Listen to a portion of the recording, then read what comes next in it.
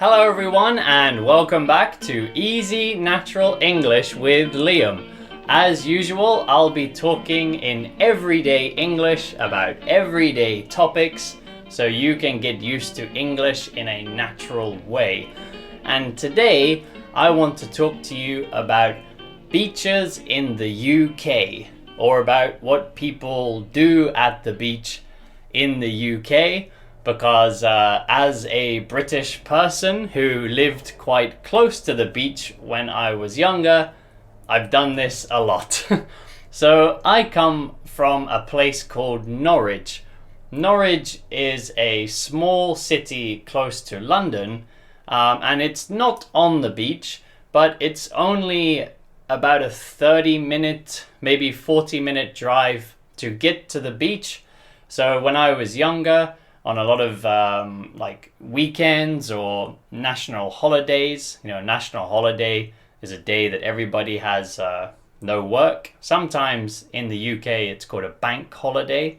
I think Americans don't really say that, but yeah, in the UK sometimes people say bank holiday. So on these days off, we would often go to the beach. And close to Norwich, there's quite a lot of nice beaches like Cromer or Sea Paulin. There's one called Great Yarmouth. But is that nice? I don't want to say anything bad about Great Yarmouth. But yeah, there's a lot of beaches around where I'm from, so we used to go a lot. And when we go to the beach in the UK, probably a lot of the things we do are similar, but I think some of the things we do and some of the things we eat might be a bit different from other countries. So I thought I'd introduce a few of those for you today. So one of the things that we don't do much of, well, you can do, and people do, is go swimming in the ocean. Maybe when we think about going to the beach, we think, oh, gonna go swimming in the ocean. And people do that in the UK, but even in the summer, the water can still be quite cold. The water is still pretty cold, even on a hot day. So, I mean, some people are really brave and some people, they really enjoy swimming in the ocean. But I remember most days that I went to the beach, I didn't want to stay in the water very long because it could be pretty cold. But yeah, you can. If you go to a beach in the UK, you can go swimming, and people do. And you don't have to worry about sharks and jellyfish and other scary things that you get in some hot countries. But yeah, it's a little bit chilly. It's a little bit cold. So what I used to like to do when I was younger, and I think a lot of people do this in many countries, is make sandcastles. A sandcastle is a small castle made from sand. You use, a kind of special bucket, and this bucket will be the shape of a castle. And then, you fill it with sand, turn it upside down, and you get a sandcastle. So I used to enjoy making sandcastles, but I really enjoyed breaking the sandcastle afterwards. Maybe a lot of children are like this. We like to make things, but then we really like to bash them down. So that's what I used to do a lot of. And then what do people do? Yeah, like many countries, people like to just sit by the ocean, look at the sea, sort of enjoy the nature. You see a lot of deck chairs. Deck chairs are those folding chairs. People might sit in those. And yeah, read a book or something like that. Catch some sun, which is rare in the UK. Only kidding. We have sun in the UK. But there are a lot of cold, wet days in the UK as well. But yeah, you do get some sun. But the really nice thing to do in UK coastal towns, which maybe you can't do in some countries, is visit really nice, old streets and old buildings. The UK is a very old country, compared to somewhere like New Zealand or like Australia or America, which are kind of new nations. They don't have many old buildings, but in the UK, as it's part of Europe, we have a lot of old buildings. So if you go to a little seaside coastal town, there's a lot of like really nice cobbled streets, which is like the old streets with the rocks. And they have these winding streets and old houses, and they're very cute, very cute little villages and towns all around the UK. And remember, the UK is an island. It's quite a small island, so there's a lot of coastal towns. Wherever you are in the UK, you're not so far from the beach. I think if you go to London, like most people go to London, Brighton is probably the closest beach. So go and check out Brighton if you're in London and you have a bit of time. And Brighton is a nice seaside town, so you get to see these kind of things. So food, probably a lot of you are wondering what is this special food I was talking about.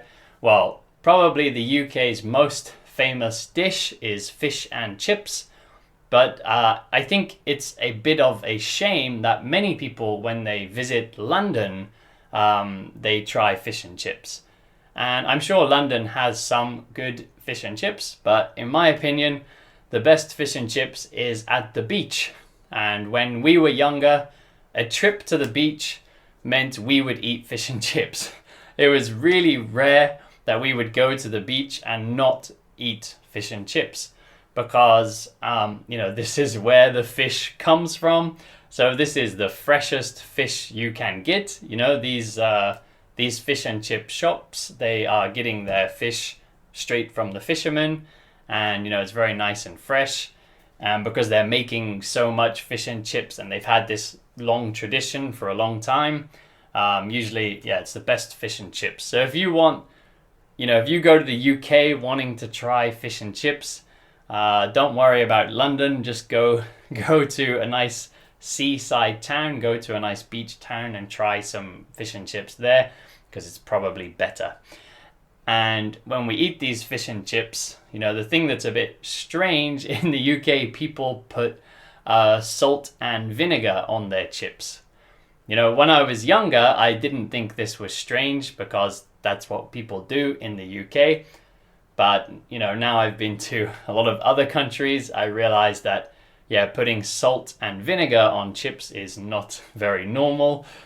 Usually people are putting, ketchup or mayonnaise or something, which we do too. But with the UK style chips, these fish and chips, we normally put salt and malt vinegar, which is the brown vinegar. So try that, because that's the way a lot of British people eat it if you do go there. Another thing which I really liked when I was younger is a 99 and a flake. So you have to understand this if you want to order an ice cream. If you go to the beach, or even if you're in the city and you want to get an ice cream from an ice cream truck, or we used to always call it like the ice cream man. And you have like a truck that goes around the town playing music to tell you. Actually, I don't know if they do this anymore. Maybe they do. I think they do. I think they still have an ice cream van, or ice cream truck. Yeah, I think they still have it. But when I was younger, you'd always have the guy would drive down the street in a little truck or a little van, and they'd sell ice cream out of that. But definitely at the beach, you can still get ice cream out of one of these vans. And usually they serve, the most popular thing is a 99 and a flake. And 99 ice cream is a cone with soft ice cream, the one that kind of curls up. In America, they call it soft serve ice cream. I think in Australia, they call it Mr. Whippy or something. So it's this kind of, very soft ice cream that you pull out of the machine and it curls up. They're just vanilla flavored ice cream. And a flake is like this chocolate bar that's kind of in layers, so it breaks kind of easily. And then they put one of those in there. So that's a 99 and a flake. So if you go to a UK beach and you try fish and chips and then you have a 99 and a flake, it'll be a very traditional British experience. And then to finish that off, to top it off, you can buy yourself a stick of rock. And a stick of rock is like a long candy or like a long sweet. And it's hard, so it's made from sugar. So if you put on the internet, maybe you can see an image. Maybe I'll put an image on the YouTube version of this so you can see it. It's like a long sweet made from hard sugar, but it has colors added to it, and it usually has a name or a word written through the whole sweet or through the whole candy. So it's this long stick, and then often they put the name of the place. So if you go to a beach and then you're returning back to your city or back to your country, and you want to take something for the people who didn't get to go, then you get one of these stick of rocks that has the name of the place that you went to. So if you went to Brighton, then you could get a stick of rock with Brighton, and it's like a common souvenir. And souvenir is like a gift that we take for people when they didn't get to go on the trip or on the vacation, and we bring it back for them. Stick of rock. It's very like traditional British sweets. I think it's been around for a long time. So you can try those. To be honest, I don't really like it that much, but it is really popular.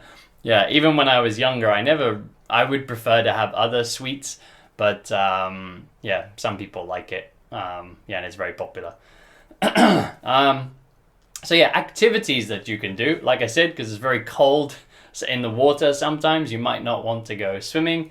So other than things on the beach, in the like seaside towns, there are particular things you can do. And there are always arcades, which are kind of like in Japan, they call them game centers. We usually don't use that word in English, but in Japan, sometimes they have a special they have their own English words. So in Japan, they say game center, which is maybe easy to understand. It's a place with many games. But in English, we tend to call it an arcade or a game arcade. And in the arcade, you can play like some video games, but also not exactly video games, but kind of amusement games. So one that's very popular, usually by the beach, is a 2p machine. And 2p is 2 pence. So in the UK, the currency, the money is the pound, and in 1 pound is 100 pence or 100p.